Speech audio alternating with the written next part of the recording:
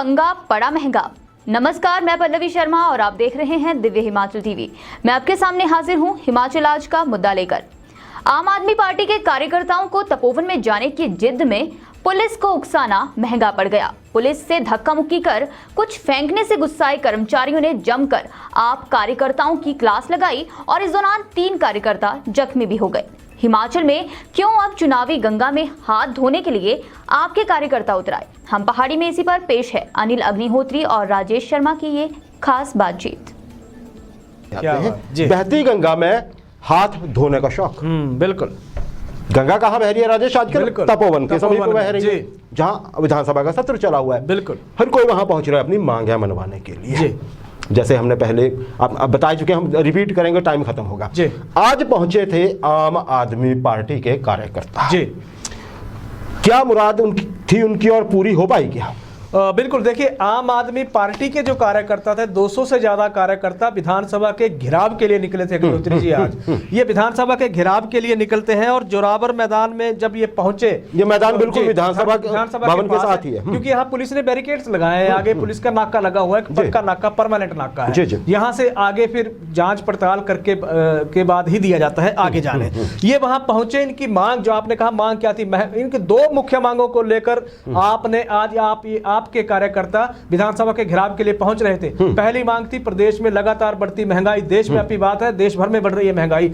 उस एक मांग को। दूसरी थी कर्मचारियों के लिए ओपीएस। आप भी कूद पड़िए कर्मचारियों के पक्ष में। तो ओपीएस कर्मचारियों के लिए, यानी कि पुरानी पेंशन की बहाली की मांग कर रहे हैं कर्मचारियों के लिए। जोरावर मैदान में पहुंचे विधानसभा के घेराव के बाद, यहां नाका लगाया था पुलिस ने। नाके के दौरान आपके कार्यकर्ताओं और पुलिस के बीच नौबत धक्का मुक्की की आ गई। धक्का मुक्की की नौबत क्यों आई? क्योंकि आपके किसी कार्यकर्ता ने पुलिस के ऊपर कोई ऐसी चीज फेंक दी जिससे यह मामला तूल पकड़ गया, भड़क गया है मामला। इसके बाद पुलिस भी जरा एक्शन में आई। पुलिस ने इनको रोका, वहां जाने से रोक दिया और ये धक्का मुक्की की नौबत आ गई। उकसाने वाली बात होगी ना, उकसाने वाली कोई चीज किसी के ऊपर जब पुलिसकर्मी पे फेंक रहे हैं तो उकसाना ही हुआ सीधे तौर पे। उकसाया जब पुलिसकर्मियों को गया तो दोनों तरफ से जब धक्का मुक्की हुई वहां पे, तो 3 आपके कार्यकर्ता वहां घायल हुए हैं। और इसमें इसके बाद हुआ कि इनके प्रदेशाध्यक्ष रत्नेश कुमार के साथ एक प्रतिनिधि मंडल गया जहां सरकार से इन्होंने बातचीत इन्होंने करनी थी। तो मांग क्या थी?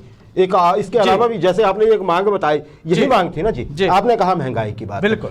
हर किसी को, आम आदमी पार्टी को भी पता है, बिल्कुल, महंगाई केंद्र की वजह से ज्यादा है। अगर यहाँ पे महंगाई है तो वो सब्जी और बाकी चीजों की है। बिल्कुल। तो कोई भी पार्टी उस पर नहीं बोलती है। क्यों? प्रदेश के किसानों से अपने वोट भी लेने हैं। नहीं बोलेंगे ना राजेश? बिल्कुल। आम आदमी पार्टी भी को भी पता है ये बात। वो अगर कभी स्थिति में होते वो भी नहीं बोल पाते। बिल्कुल। हमने कहा हाथ धोने वाली बात है राजेश। अब एक और चीज है, आम जनता आज कह रही है आम आदमी पार्टी के बारे में। जब ये, क्योंकि हमने भी दिव्य हिमाचल टीवी पे लाइव किया, ये लोगों ने देखा, हमारे पास बहुत से लोग देख रहे थे इसको। ये कह रहे हैं कि आम आदमी पार्टी खामखा, मैं शब्द इस्तेमाल करो जो लोगों ने कहा है, खामखा वाहवाही लूटना चाहती है। अब वो ऐसा क्यों कह रहे हैं राजेश? बिल्कुल। इतने साल से मान लीजिए ये वर्तमान सरकार जो है, आपको दिक्कत है तो हमेशा दिक्कत, विपक्ष को दिक्कत ढूंढता है। अगर आप विपक्ष की भूमिका में आना चाहते हैं, आप जनता के बीच कब गए? आपने क्या कार्यक्रम किए? आपने क्या आंदोलन सड़क पे किए? वो बताया जाए पहले। जनता का सवाल है राजेश। और एक और राजेश है, सोशल मीडिया के सिवा लोगों का ये कहना था, में हमने जब जानकारी जुटानी चाहिए, लोगों का कहना है कि सोशल मीडिया के सिवा आम आदमी पार्टी कहीं दिखती नहीं है। जब ओपीएस पे लोगों का यही कहना है, हम अपनी तरफ से कुछ नहीं कह रहे। लोग ये पूछ रहे हैं कि जब ओपीएस पे सरकार ने कमेटी कॉन्स्टिट्यूट करने के लिए अधिसूचना जारी कर दी है, बिल्कुल, तो फिर ये मांग क्या हुई? दूसरी बात, महंगाई की मांग। सबको पता है महंगाई कहां से आ रही है और कैसे जाएगी। ग्लोबल फिनोमेना भी इसमें है राजेश। जो कोरोना की वजह से डिमांड एंड सप्लाई में जो फर्क आया है ना, वो भी है। कोई नहीं बता पाएगा क्योंकि इतनी लंबी चौड़ी चीज समझाना भी मुश्किल है। तो ये 2 मांगे लेके अच्छा आपने डिसाइड कर ही लिया था कि हमने जाना है जी, सब जा रहे हैं, क्या कहेंगे? बिल्कुल। देखिए, आम आदमी पार्टी अब आप सीधे तौर पे कहिए कि चुनावों के वक्त एक्टिव होने की कोशिश कर रही है। क्यों कर रही है सबको पता है। चुनाव में अपनी ताकत दिखाने के लिए कर रही है, चुनाव लड़ने की पृष्ठभूमि तैयार करने के लिए कर रही है। ओपीएस पे मसला बिल्कुल क्लियर है। कमेटी के गठन की सूचना जारी हो गई है, कमेटी गठित भी हो जाएगी। महंगाई आप देशव्यापी एक शब्द है या देशव्यापी एक समस्या है जो चली हुई है, जिस पे सरकार मंथन भी कर रही है और सरकार ने भुगता भी है राजेश। एक्शन भी सरकार ले रही है।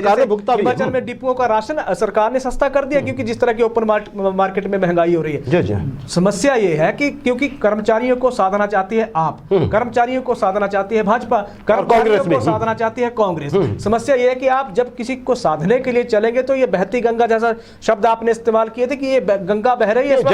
हिमाचल के लोग ही ऐसा कह रहे हैं, हिमाचल के लोग तो सीधे तौर पे कह रहे हैं कि क्योंकि हिमाचल में तीसरे विकल्प के लिए अभी जनता सोचती नहीं है, तो आज तो आम आदमी पार्टी को सीधे तौर पे कहा जा रहा है कि आप गलत जगह गलत जमीन तलाश रहे हैं। बिल्कुल सही बात कही आपने अंत में जो शब्द मैं वहीं से बात आगे बढ़ाता हूँ। एक होता है राजेश चेहरा, एक होता है कर्म।